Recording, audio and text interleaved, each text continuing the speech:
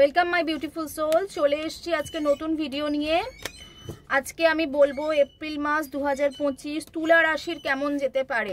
April মাস 2025 তুলা বা Libra যারা আছো তাদের কেমন যেতে পারে। এটা জেনারেল এবং কালেকটিভ রিডিং, তাই তুলা রাশি যাদের যাদের মিলছে তারা তোমরা নেবে, আর যাদের যাদের মিলছে না তোমরা স্কিপ করে যাবে। ওকে, চলো দেখে নিই এপ্রিল মাস 2025 তুলা রাশির কেমন যেতে পারে। এপ্রিল মাস 2025 তুলা রাশির কেমন যেতে পারে চলো দেখি। এপ্রিল মাস 2025 বলো ইউনিভার্স, বলো এপ্রিল মাস 2025 তুলা রাশির কেমন যেতে পারে। এপ্রিল মাস 2025 তুলা রাশি কেমন যেতে পারে। এপ্রিল মাস 2025 তুলা রাশি কেমন যেতে পারে। এপ্রিল মাস 2025 তুলা রাশি কেমন যেতে পারে। বলো বলো ইউনিভার্স, এপ্রিল মাস 2025 তুলা রাশি কেমন যেতে পারে। এপ্রিল মাস 2025 তুলা রাশির কেমন যেতে পারে।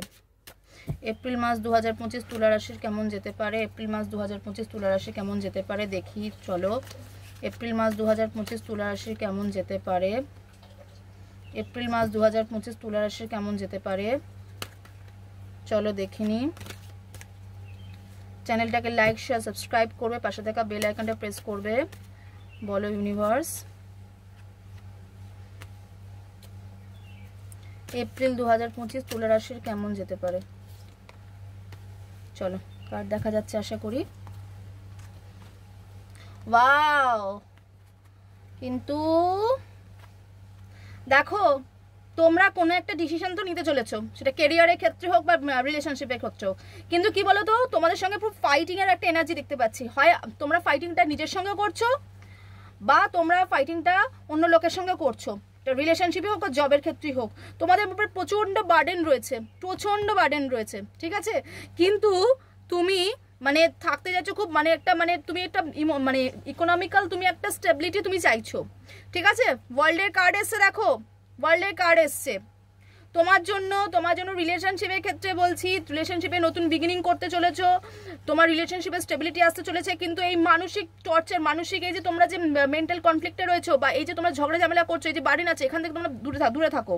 তোমাদের কেরিয়ারের ক্ষেত্রে বলছি, কেরিয়ারে নতুন কিন্তু স্টেবিলিটি আসছে। তোমাদের কেরিয়ারে যারা যারা এতদিন তোমরা কেরিয়ার নিয়ে চলছিলে, কেরিয়ারে কিন্তু স্টেবিলিটি আসছে, নতুন কোনো সূচনা হতে চলেছে, ঠিক আছে।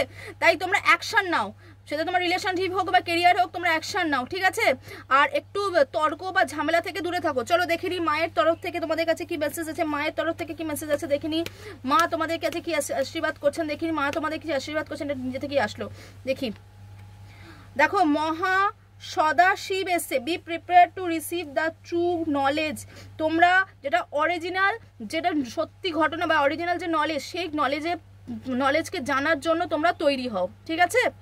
তা তোমরা এই যে কনফ্লিক্ট যে করছো, এই কনফ্লিক্ট থেকে তোমরা মানে তোমরা এই কনফ্লিক্টটা না করে তোমরা যেটা সত্যি ঘটনা সেটা জানার চেষ্টা করো। যে সত্যি ঘটনা জানলে তোমাদের মধ্যে বার্ডেনটাও আসবে না, তোমরা লাক্সারিটা পাবে এবং তোমাদের নতুন জীবনে নতুন কোনো যে সূচনা হবে। ওকে, তাহলে তোমরা আমার চ্যানেলটাকে লাইক শেয়ার সাবস্ক্রাইব করো আজ এই অবধি। আর দেখা হবে তোমাদের পরের ভিডিওতে। ততক্ষণ তোমরা ভালো থাকবে, সুস্থ থাকবে, পজিটিভ থাকবে।